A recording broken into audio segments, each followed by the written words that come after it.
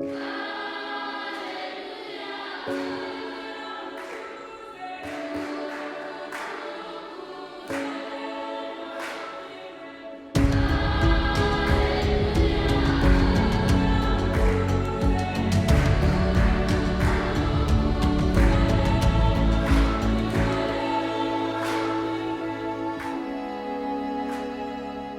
last week we started off and we looked at there in verse 6 as God begins to define himself. And we said the first thing that he does is he gives his name to Moses.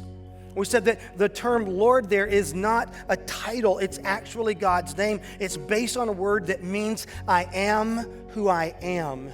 And we talked about last week what that actually means for you and me. It's God is saying to us, I am the same yesterday, today, and forever. So if you understand how God related to people in the past, you can understand how God's going to relate to us in the present. That's a really important thing.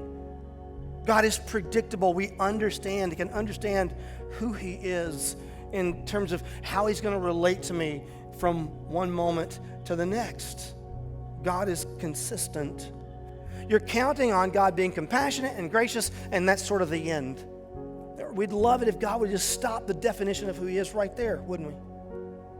A lot of us live like that's where it ends. Maybe you're counting on that. Does God's self-description end with compassionate and gracious?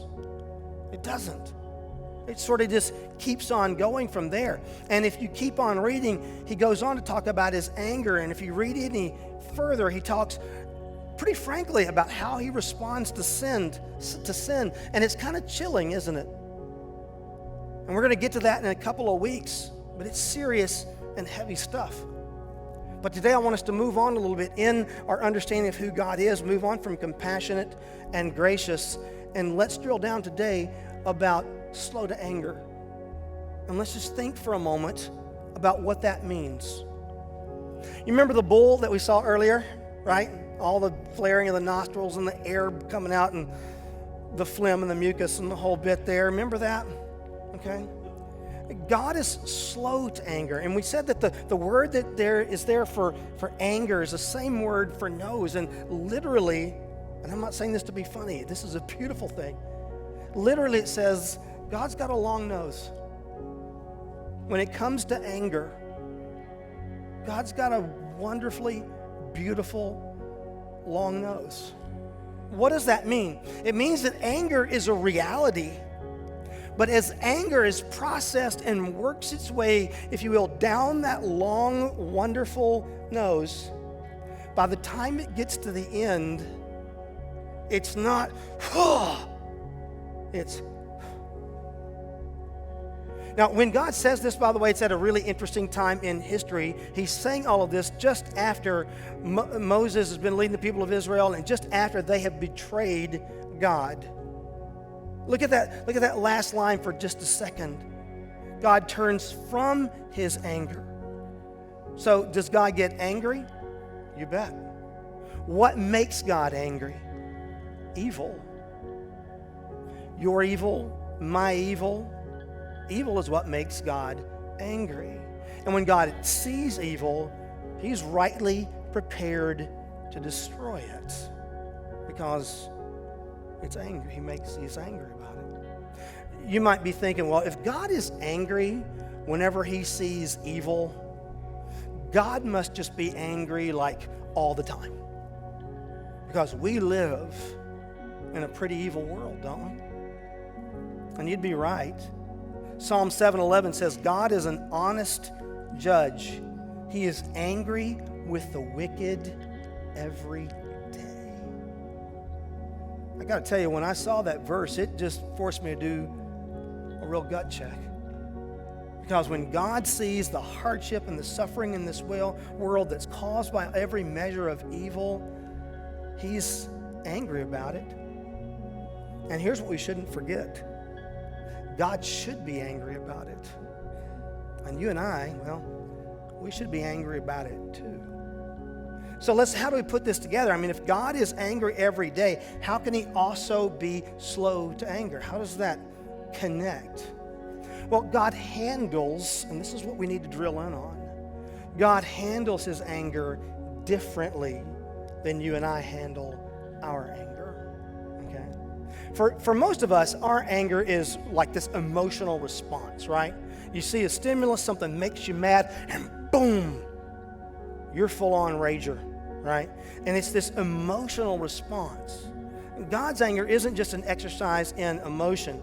Okay, God doesn't just look at your evil or my evil and lash out in an uncontrolled way. He doesn't just lose it or say or do things he's going to regret later. That's what we do. That's not what God does. The difference between God's anger and our own is that when God becomes angry, he doesn't jettison his character. Okay? God becomes angry in full context of his character.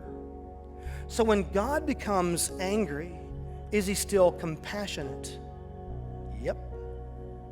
Is he still gracious? Yep. He still is. So instead of just exploding in an emotional meltdown, God slows his anger down so that it will accomplish his purposes. You got it? So even in his anger, God is always working to redeem and to restore.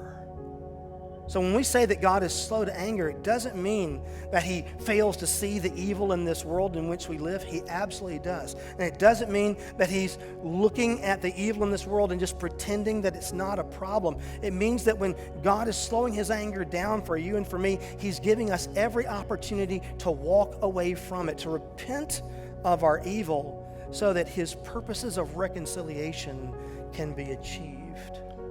Y'all, let me just tell you, as a person who is a follower of Jesus Christ, my hope is based on one thing, and that's the saving work of Jesus Christ. And I'm so thankful that Jesus came willingly to say, the punishment that David deserves, I will bear. The price that David owes, I will pay because he cannot. And Jesus has accomplished for you and for me what the law could never accomplish. He's fully paid the penalty of our sin for us. So no matter who you are, right?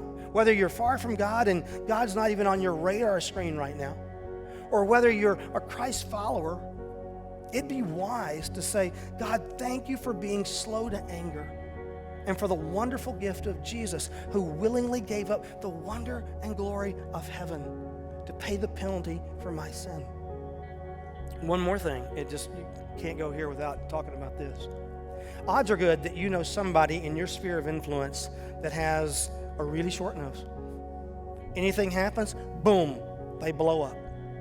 You know them, you love them, and you know how much damage they're doing to everyone they know around them. Pray for the right opportunity this week to say, hey friend, can I talk to you about something that's really, really important? And then you can blame me, okay? So I tell you what, my preacher talked about something this weekend, and, you know, I'm going to listen to it again. Maybe you and I could sit down, just takes a few minutes, and listen to it together. So just drag me into it. And then take that moment to say to them, you know, I just feel that I've got to do a better job of making my character more aligned with God's character when I'm angry. And then throw this out there. How about you? How about you? Don't you think the world would be better if everybody had a bit longer nose? Absolutely. Maybe you're here today, you're living your life in such a way that you're far from God, and as you consider your life, everything seems to be fine, but you cannot escape the fact that you are in that place because God is slow to anger. And he's giving you a season, you all, to embrace the truth of the gospel, to embrace the truth that Jesus has redeemed and restored, and he makes all things new. And he pays the penalty for your sin and for my sin. And he desperately wants you to walk in newness of life. Do not leave here this morning without being able to say, I am a child of God, and I'm forgiven by his grace.